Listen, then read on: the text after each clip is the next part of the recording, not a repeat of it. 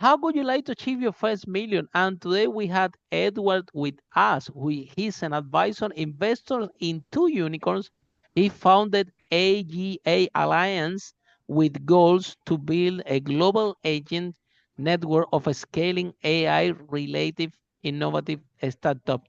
So, Edward, tell us, what are the 5 steps that you recommend tech entrepreneurs in order to achieve the first million? Welcome to Unstoppable Podcast with Harry Sardinas, inspiring conversations with influential millionaires, investors, thought leaders, entrepreneurs who are making a massive difference with their innovative products and services, and sharing the challenges and wisdom of how they sold their first million.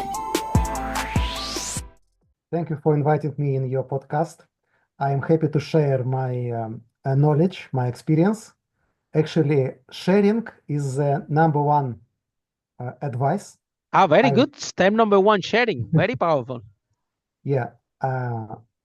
In my experience, I always accepted invitation to events, to interviews. So this is the number one secret of success. You should share your experience. You should reach as much outreach, media outreach, expert community outreach as you can. It is number one. Second advice, how to build million and even $1 billion business, it is to have right partners.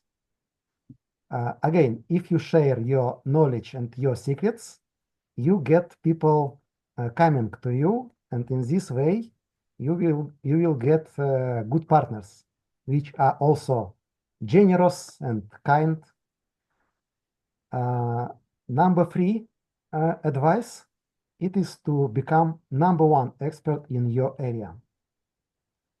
As the Prime Minister of Singapore said, if you don't aim at being number one, you will end up not even in 100, top 100. Yeah.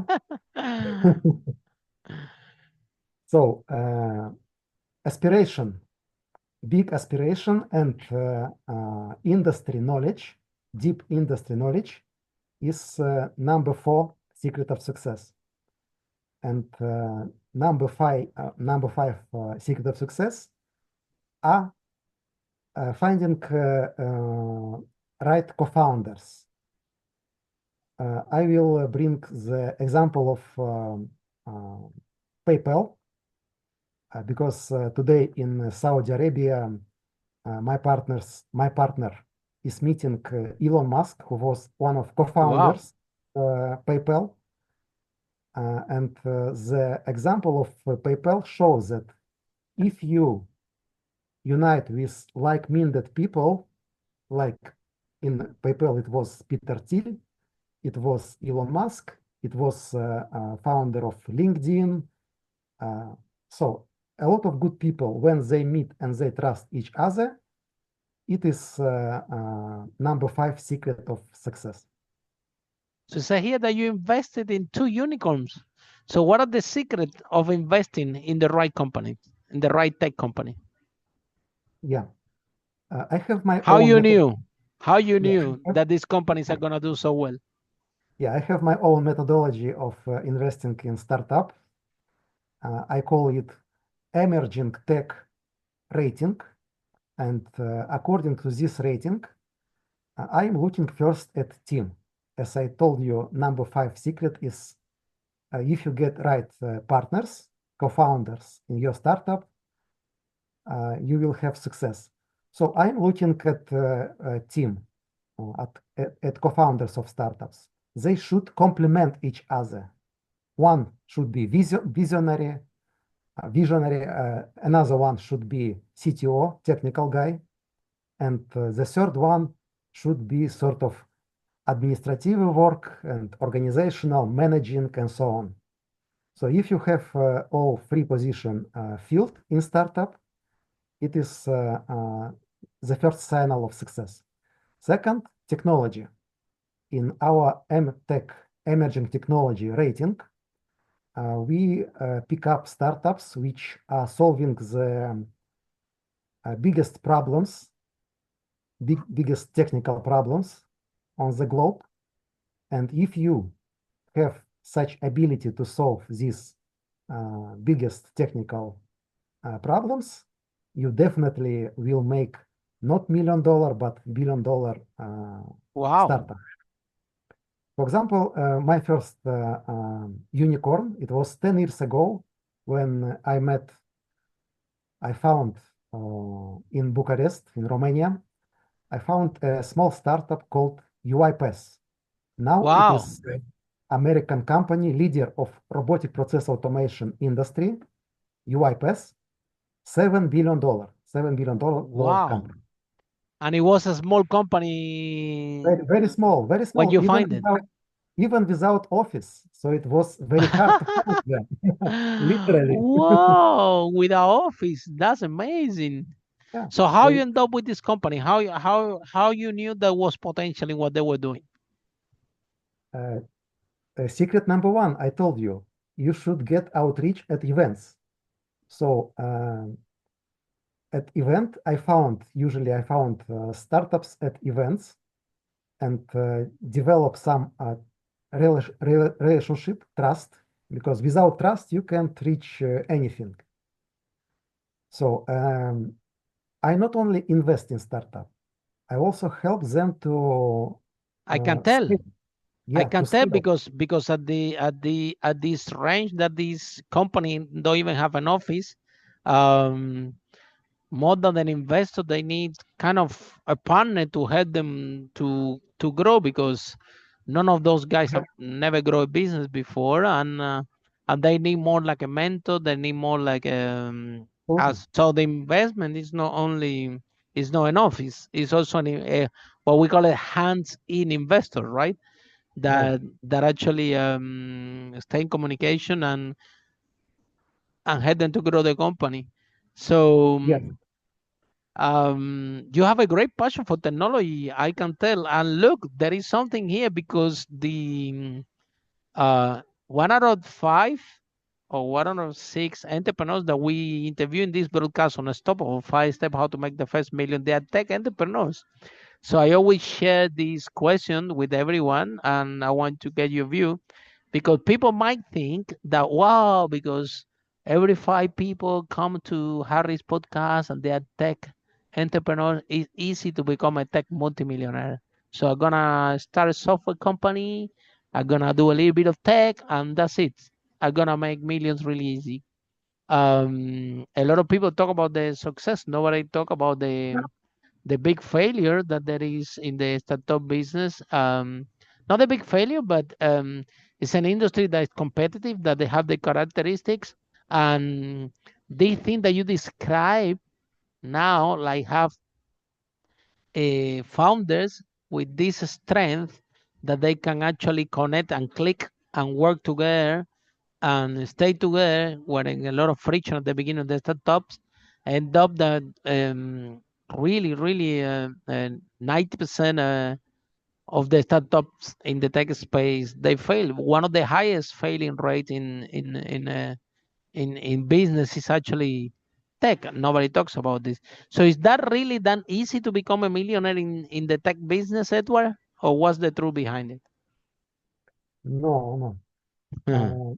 If you don't have right partners which complement you, you'll not have success.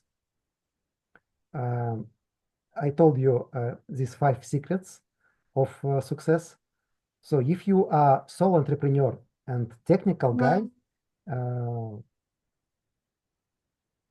maybe today it is possible to post your product on a product hunt site and become renowned. But to build billion dollar business, you need to have partners.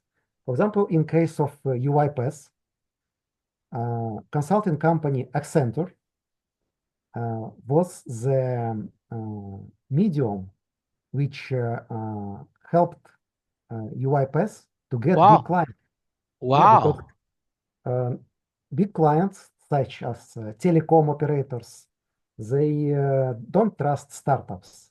Absolutely. They're very small, nobody, so you need to find a partner, a company like is a little bit bigger, right? Absolutely. And Is partner with this yeah, yeah, strategic partnership, they call it, right? absolutely. So partnership is essential for starting build business from something technical. Yeah.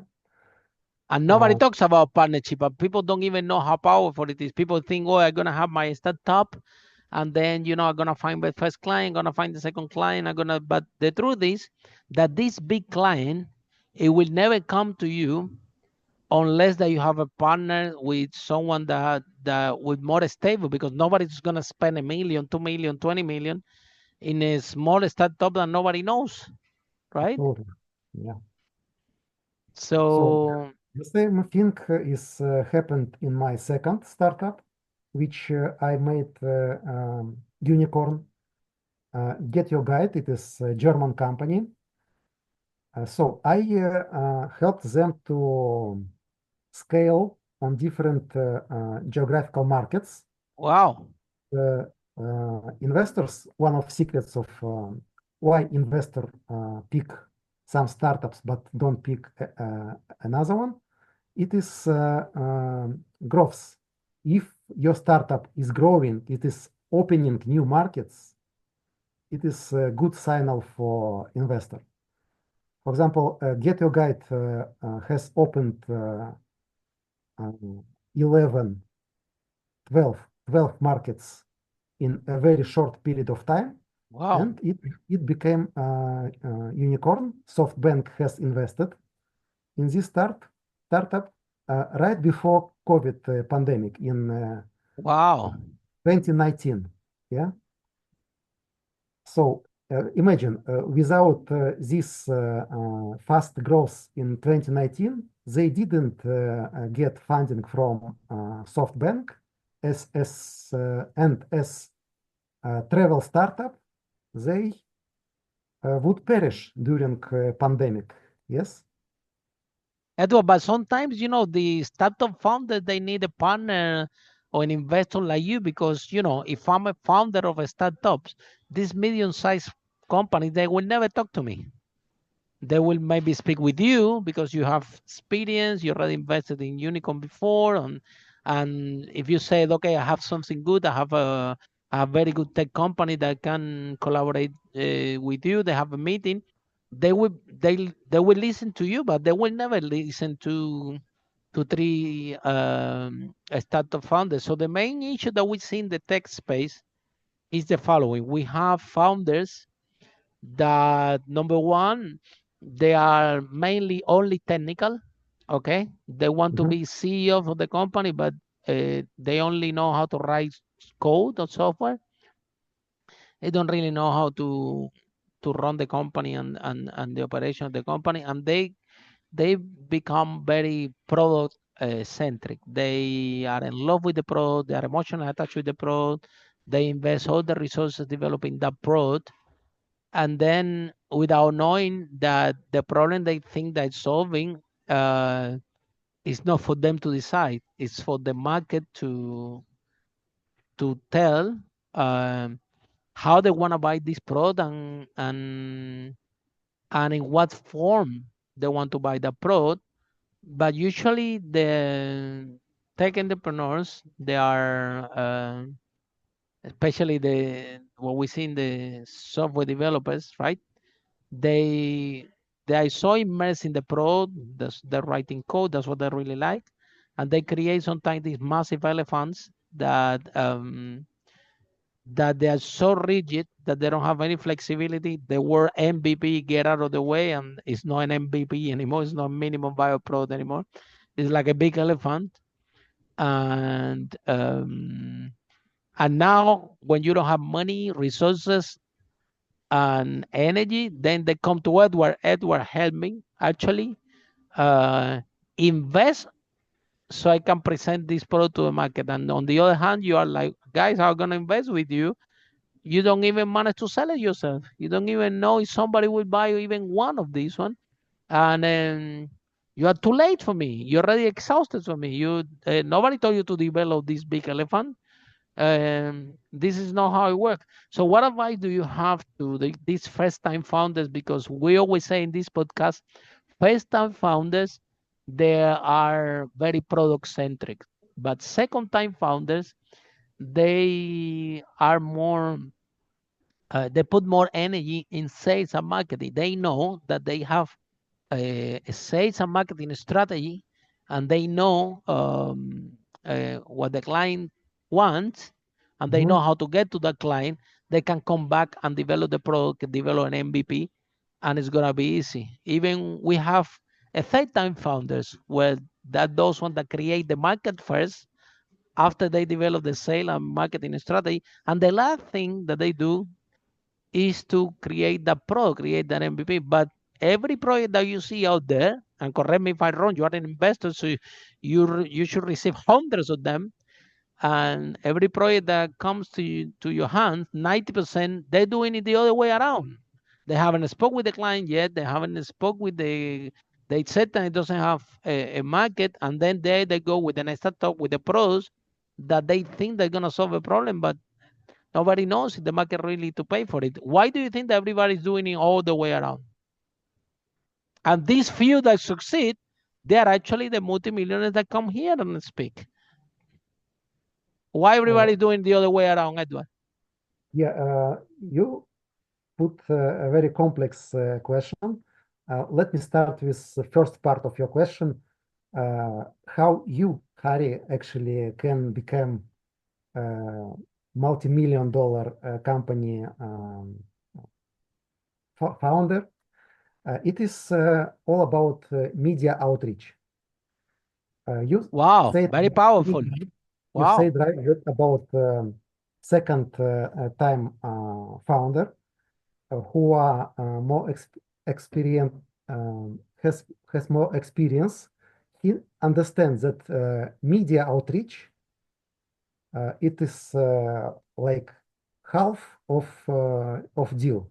If wow, company, if your uh, future client, for example, big company, know you from internet, from podcasts, uh, this client will be more willing to do business with you, even if you don't have the perfect technical product for them.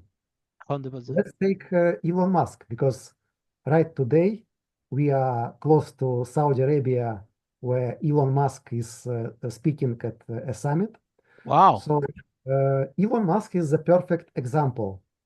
He become number one uh, business influencer in the world with 220 million followers, and wow, that translates into the valuation of his companies.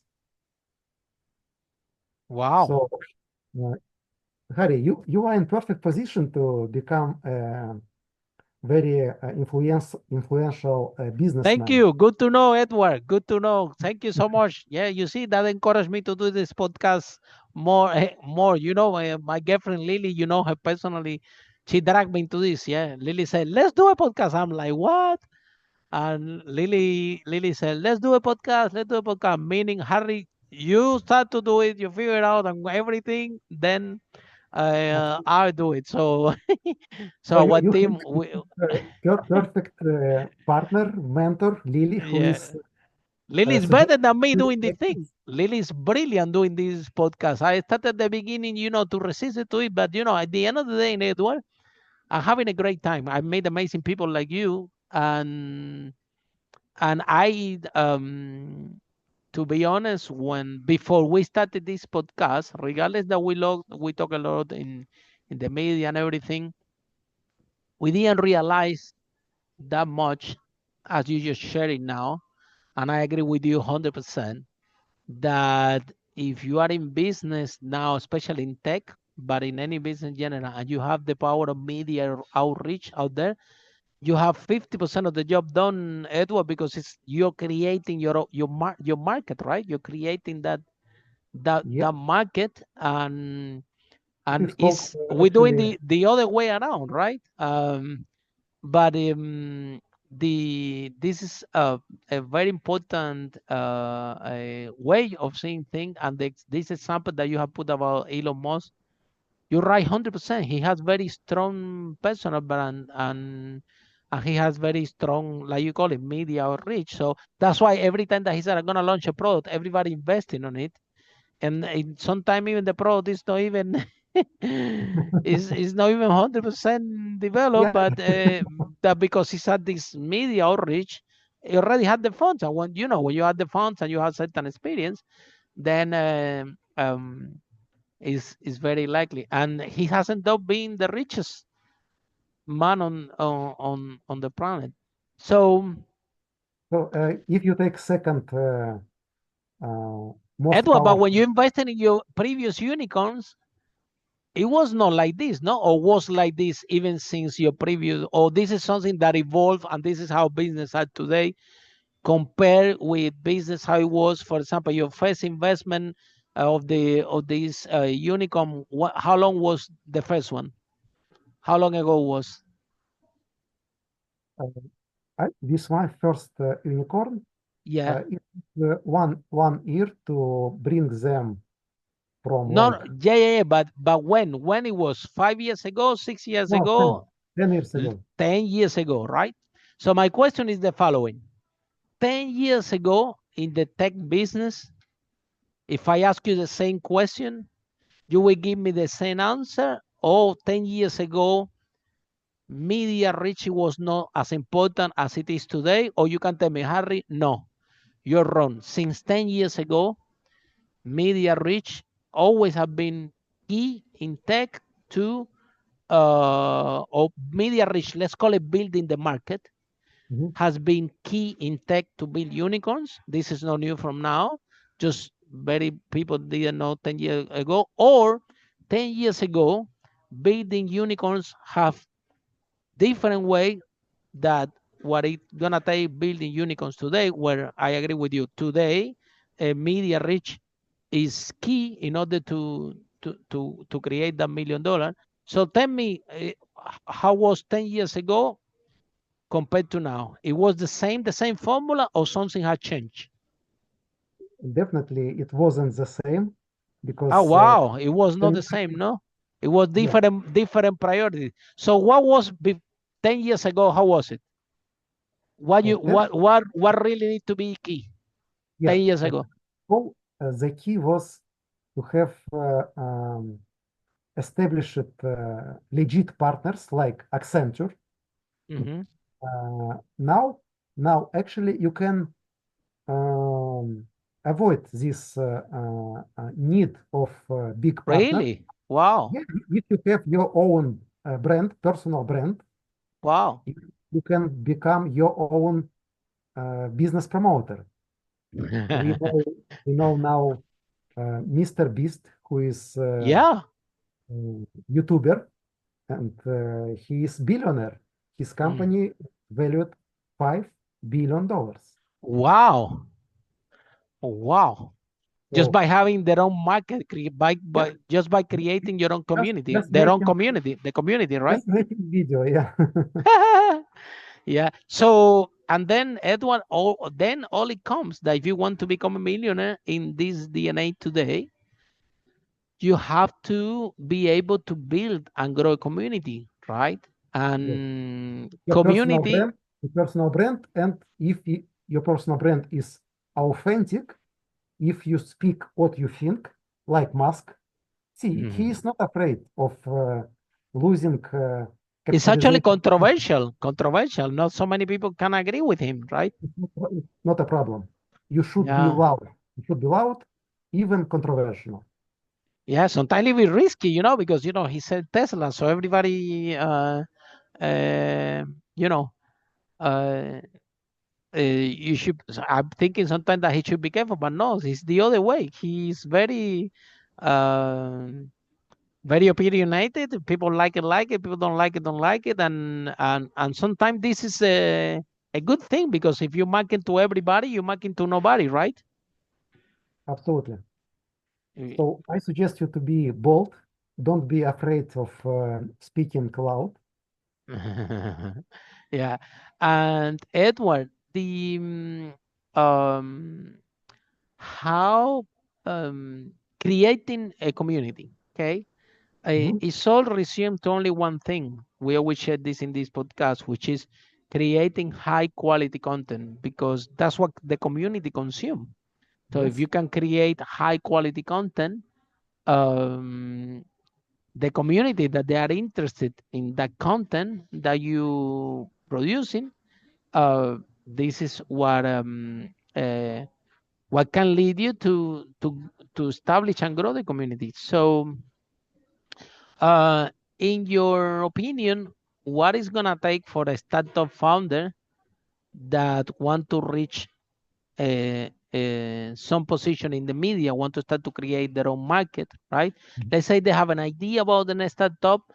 The best way of doing it, in my opinion, is exactly what you shared before. Start to develop product or anything. Try to go out on the social media. Try to create the community. Start to generate high quality content about your product, about the product you wanna talk, you wanna launch, or about the topic, right? right, That right. you problem that you're gonna solve. So, why do you think that, or what do you recommend? What type of high quality content tech startup founder can start to create, um, uh, and in which platforms? I think LinkedIn would be one good one, but in which platform and what type of high quality content you recommend to startup founders to talk about in order to attract some following, some traction, and start to build this community. That, by the way, investors they look your following, they're looking Yes, at this to see if you have traction, if it's really authentic, right?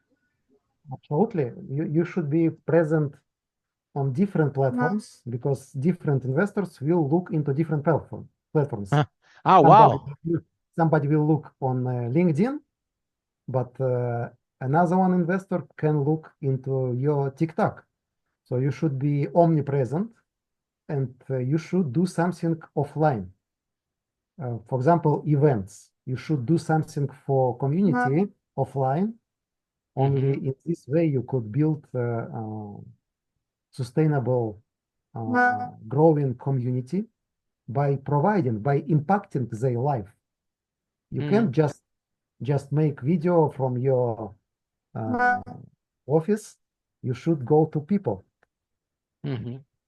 So, Edward, how you learn how to invest? Who taught you this? What's your background? What's your story? Are you a Uh, developer? Are you an entrepreneur? Do you like tech? Do you like programmers? Do you I like like tech. hang out with It's geeks? my it is my passion tech. Tech. Are Uh, you a software developer? no, I'm not developer. Wow. But You I just like tech? Just yes, like that? I just can tell which technology will be the best one. Yeah, will be superior. So as I told you, I made my own methodology, emerging technology. Wow. But who taught you how to invest in tech? I How do you studied learn? I How you studied study? with, Wow. industries as investment banker. I studied industries where we invested in, and I So did you it used to very work close to before home. like an investment banker, right? Yes, I was in investment bank For how long? for 2 years. Oh, And wow. after that, I created my own rating and my own company, Accelerator, and I started Wow. investing. Wow. By yourself. So, Yes. Edward, how a lot of people are listening this broadcast and they want to move from corporate to become an entrepreneur, to have their own business, but they have a fear. They have they're in corporate, you have in this golden cage. Even you see, you were an investment banker making a lot of money, having an amazing holiday, and you quit all this to grow your own business in a startup, tech startup, which is a huge risk. Do you think that was a good idea back then? That somebody told you that maybe you're crazy? Absolutely. Eh, If you have passion in my case, passion for emerging technologies, you should follow your passion. Yeah, and if you are doing this and working like 80, 80 hours per week, Wow. not 40 like but It never stop, yeah? two times harder than I worked in bank, you will have success. Wow. I think you have done fantastic. Actually, very impressive. Yeah. Um, and uh, and I think that the it's an amazing journey when we can have founders to grow the business and to stay along with them and to see the right structure. But sometimes in that process, just because of lack of experience, sometimes we have this type of founders that they have too much ego. You see, this is my product. I'm the big boss here. Everybody has to do what I say, and with this kind of mindset, um, there is no way that you can move further or forward, even if you have an amazing product. However, we have another founders that they're willing to learn. They are more humble. They say, "Wow, Edward, can you teach me? Can you? I will do everything you say."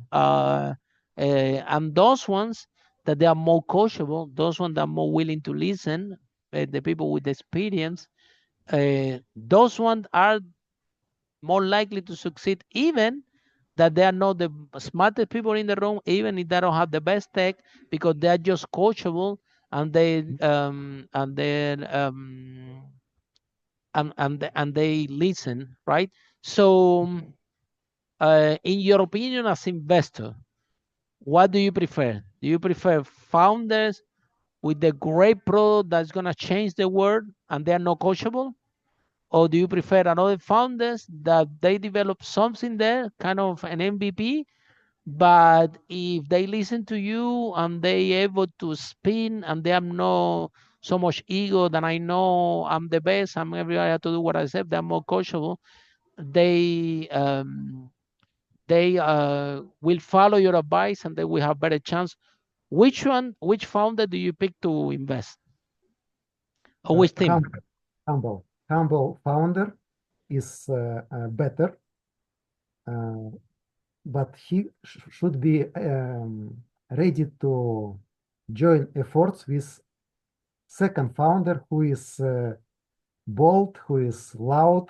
Yeah, in this way, if humble founder is ready to accept second founder who complement him, definitely they will have success.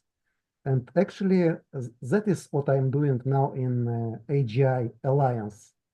I consolidated the best AGI, artificial general intelligence Wow.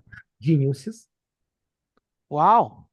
but they are humble. They are not like Sam Altman, who is bragging. Yeah, Sam Altman is not even a technical guy. My Mhm. experts are way way higher understanding of artificial intelligence than Sam Altman. And if you look what is telling Jan LeCun about Sam Altman, you will realize that Sam Altman has no chance to build artificial general intelligence. Mhm. He simple can. It is not my opinion. It is opinion of Jan LeCun. He is chief technical officer of Meta, Facebook. Mhm. So this is what I'm doing in AGI Alliance. I consolidated the best AGI geniuses who are humble, but who are um, ready to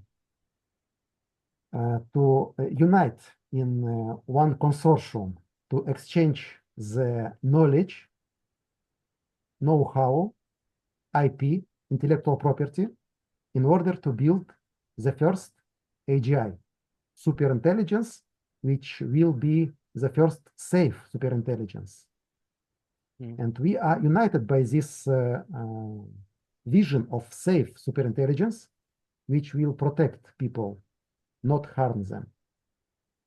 Edward, but how about resources? Because to process all these, we're talking about AI, everybody's talking about AI, and but AI is like a person. If you teach them good things, it will do good things. If you teach them bad Yeah, things, it will do bad things.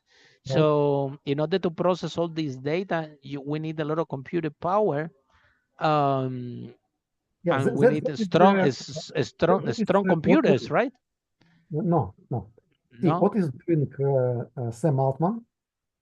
His technology is large language model, which is very, very power consuming, Mm-hmm. right I'm now, aware.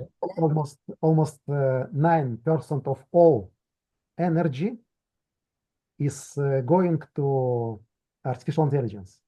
So it is not sustainable. The electricity demand has gone up all over the world. There are even countries that now they have power cuts because the Yeah, electricity demand that all is over the the world problem. between electric cars and the AI thing, we don't have enough electricity now.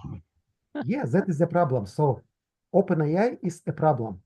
Their technology is non-effective.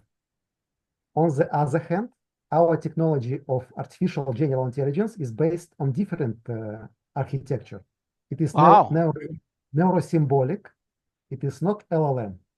It is neurosymbolic, neuromorphic chips, and Wow. neuromorphic chips are like brain. Brain is very energy effective, you know. Mm-hmm. Mm-hmm. So, our polymorphic neuromorphic polymorphic chips are very energy efficient. So Wow. when industry will switch from LLM to our technology, it will be more sustainable and less energy consuming. So regarding AI, Edward, because you've been in tech for a long time, so you know that before was the dot com, then it was the I don't know. After the dot com, it came. Let me Social see. media Web stay, three, social media, huh? Social media. So after it came kind of. It's a website that you can interact. Yeah. After it came blockchain. After Web three. After the NFTs. After and now it's AI. So it seems that AI is the new flavor of the day, and maybe in a year time we will be talking about something else, or really AI is something that we have in front of something so powerful like the industrial revolution, that is actually AI is the new revolution, and people are thinking that AI is like NFT, or thinking that it's a dot com or like a blockchain, or all these technologies that in the VC world is, we call it like the flavor of the day, and before you said I have blockchain, everybody want to invest with you. After you say this, and lately, obviously, when you said I have AI, everybody wants to give you money.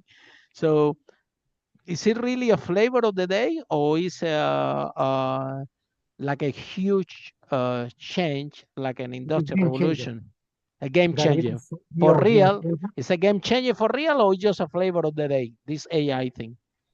It is game changer for real, and we are on the beginning of this AI revolution, Wow. which Wow. will transform in AGI. So I can assure you that next year everybody will talk about AGI, Tell us artificial what it general is, Edward. intelligence. I don't know what is AGI. Yeah, you've been talking about the broadcast. Can you explain me a little bit more? What is this AGI? Yeah, AGI is super intelligence. AI, it is narrow instrumental intelligence, which can do some video, some text, but it can be smart like a person, like human. Yeah. On the other hand, AGI is next step of development of artificial intelligence, which is general intelligence. It means that it will be able to do everything what you can do. So it actually will be a sort of artificial human. Wow. Wow, really, really, I understand now. So it's a more efficient AI. I agree with you that it's a kind of a problem now with the open AI, and is exactly it's not sustainable because it's demanding a lot of computer power, and it's demanding a lot of uh, like I said, special processors that we don't even have now, and it seems that the data keep growing and growing and growing, and we don't have enough computer power. And even if we find this computer power, maybe we're gonna end up with our planet. People are thinking to put the computers in the moon. They don't know what to do. They want to put in the ocean. It's creating a lot of heat. And same with the blockchain, right? Consuming is technology is amazing, but again, we had to software and hardware has to go together in order to make it sustainable, and also making affordable to the masses. Yeah, that Because is what otherwise, usually. only the richest people they're gonna have access to this. Because only the people that have the money to have these big computers, or the companies that have these big computers, they will be able to know and control the data. Where the rest of us, we're just gonna be keep it on the dark. So bringing that to the masses represent uh, Yeah, yeah, changing it's in the architecture, right? absolutely. So our goal is to make democratization of AI. So any person on the globe to be able to have in any smartphone, not on supercomputer, but in any smartphone, to have this super intelligence, Wow. like your assistant, which will do anything for you. Would be great And for business. Would be great for business because, man, I remember when I started, English is not my first language. When I arrived to London, it was I did a property business. Lily was working with us. She was the general manager of all my businesses, but including the property one. But I remember that before Lily arrived, Edward, when I had to write a letter in English, I remember a business letter. It was like 2 days. I had to check everything, find a friend to correct it, and 2 3 days, 1 week trying to write this letter because if I make a mistake, maybe it was, I don't know, it was something important, so it has to be correct, and English is not my first language. And now it gets done in a minute. I'm yes, shocked. yes, yes, In a and minute. to get Probably better than what I was done in when I was it was taking me a week to write a letter before. So, how do you think that this super intelligence will change the way that we do business? Because if with the current technology that yeah, we have now, I'll look the tell big you. process we have, what will be business or being business in the future? I will tell you. So instead of you doing all this podcast work, there will be your digital twin, your artificial intelligent twin. Well, that would be brilliant. It will do all for you, and Yeah. you will not be able to tell that it is not you. Oh, It will wow. look like you. It will do all the work, including preparation of podcast, including all things, including posting, yeah, publishing. That would be great. It We're will really looking be, forward for it for this one, Edward. Absolutely, yeah. Looking forward for it big time. yeah. Edward, In yeah, September, go we will ahead. present such technology at our summit in Miami. I invite you. Absolutely. When is it the summit? Tell us which days. Uh, September 23, Say again. Miami. September 23, Miami. 23 of September in Miami. We definitely will be there supporting you and learning a lot about AI. Lily also will be there. So we will be both of us rooting for you and for your technology. Yeah, because we'll be nice. if an avatar can do this for me, I like it. Yeah, If somebody can do it it for is me, it would called, be it better. is No, it called would be partnership. amazing. Yeah, it is called Yeah, partnership. Secret of success. yeah. Would be fantastic. So we will definitely will be rooting for you. Edward, I think you're brilliant. I think you are on the way of your third unicorn. Yeah, apparently this is what you do. Thank Everything you. you touch turns into gold. Yeah, and I'm really happy to have you in this broadcast. Yeah, and also to give some real perspective and real sharing to our tech founders that they are listening to this broadcast, because Edward, I seen a lot of technologies, a lot of good people just going bust and fail in the startups because because of this, because of stubbornness, because of lack of uh, coaching, because of that ego, and is that humbleness, like you said, the thing that you work in with your technologies, they don't talk too much. They actually doing it, and they believe in the technology without bragging and so on. So at the end of the day, I think the secret to be a tech entrepreneur and to be successful is to drop that ego and to find alliances, partnership, and get closer to the people that knows more than you. Because I think what happens is that people develop tech products and they think because they are great developers or because they're the big deal, and, and they don't know that having the product is a very tiny piece, so tiny about the whole thing, that a lot needs to come into place in order to grow. And having brilliant people like you around will sometimes even more helpful to have a great product and can get them way ahead. So last message, Edward, for the founders that they are stuck, that they are suffering. They are going out there. All they do every day is going out there, trying to find funding, trying to find money to market the product. And they're telling me, Harry, this is ridiculous with the VCs or with the investors. First, they want a product. After you have the product, they want traction. After they want the traction, they want sales. After you want to sales, they want me to be in the social media. After they always want something and they never give me money. On the other hand, you have the investor saying, look, don't get it. You know, these guys want the money from me, but they don't know how to sell the product. They cannot take out the product and sell it, and I'm not gonna do it for them. And I don't think that they are yet even they have the willing to listen in how gonna give them some advice to get the product out there. So what message do you have for the tech founders that they are stuck, that they are suffering?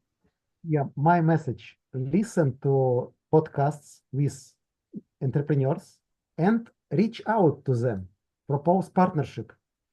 There you go. You see? Easy. How they can find you, Edward? How can they find you? In your podcast and on LinkedIn.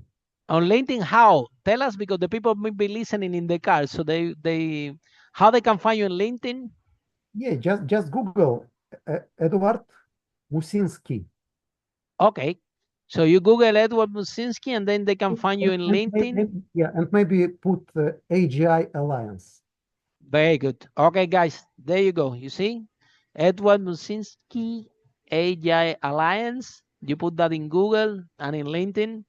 And Yeah, if you're lucky, you will find someone that definitely is gonna give you a piece of advice that at the state that you are, that your stock is gonna be priceless. If you drop that ego, if you're willing to listen, someone that have already invested in two unicorns that's giving you a sign that knows what they're talking about would be a very good idea to approach him and to listen some words of wisdom that can help you to get on a stock and move forward with your tech entrepreneur. And if you can, you like it, maybe Edward invests in you.